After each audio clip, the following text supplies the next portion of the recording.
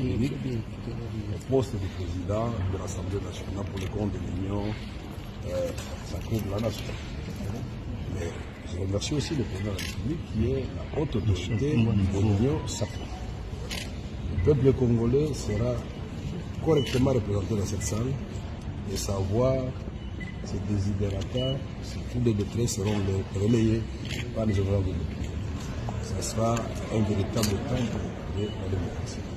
Et je souhaite bonne chance à tous les candidats aux différents postes, que la démocratie l'emporte et que la sérénité revienne dans le cœur des gens, parce que nous avons beaucoup de défis qui nous attendent à l'est, le défi de la pauvreté que nous devons combattre et tout le reste. Donc nous sommes une institution importante au cœur de beaucoup de gens.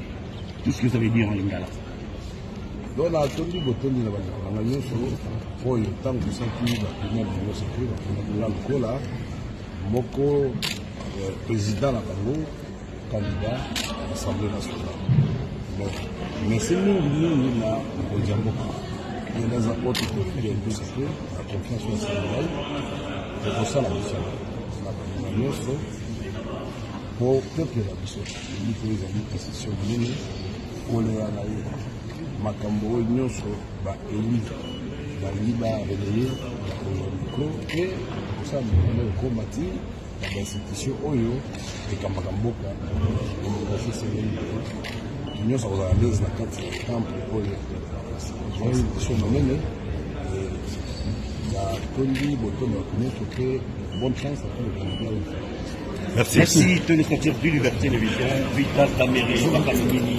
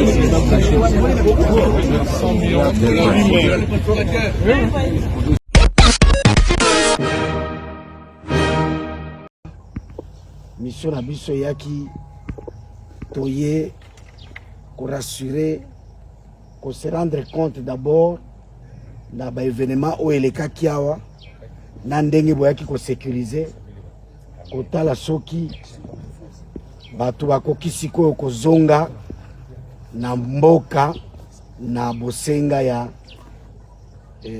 bakonzi ya mboka ko s'assurer pe que menace wana ezalaki esi esili pour la vie ezonga normale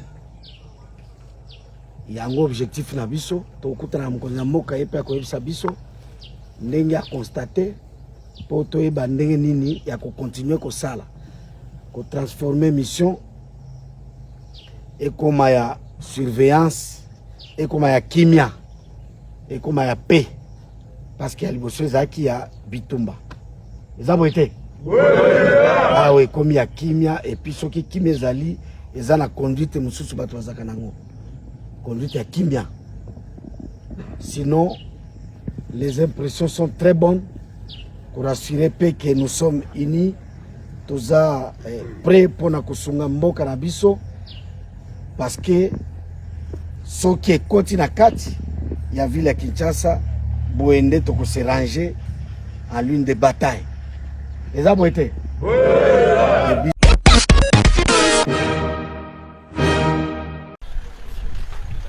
Après les routes de contournement construites récemment à Kasumbalesa et à Likasi par le gouvernement provincial du Haut-Katanga, la cité de Kipushi aura également une route de contournement d'ici une année.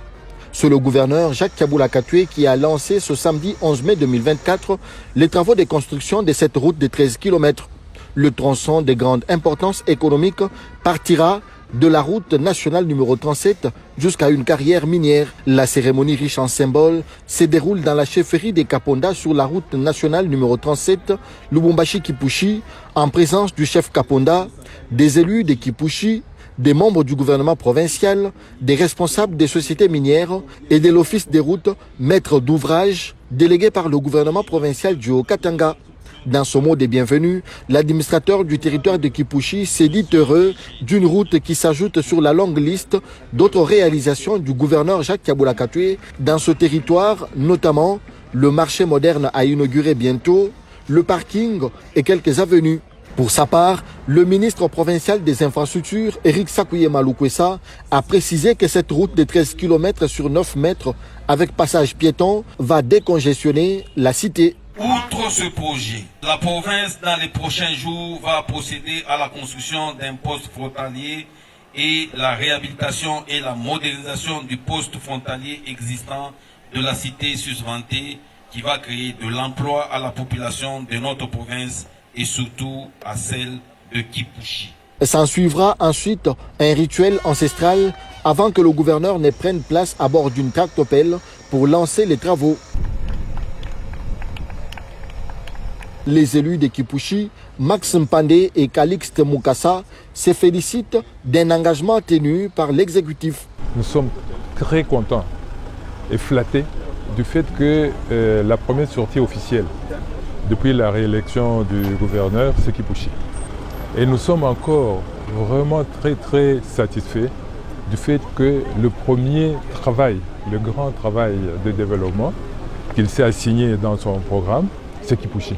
Ça faisait longtemps depuis l'arrêt des activités de la GECAMIN en 1990 que Kipushi était en dessous de l'eau. Grâce à un gouverneur élu, porte-bonheur pour notre territoire de Kipushi, et sur le leadership du porte-bonheur national, son Excellence Félix Antoine Tshisekedi. Ces travaux vont durer 12 mois sous la supervision de l'Office des routes. Excellence, ainsi prend fin la cérémonie de séjour.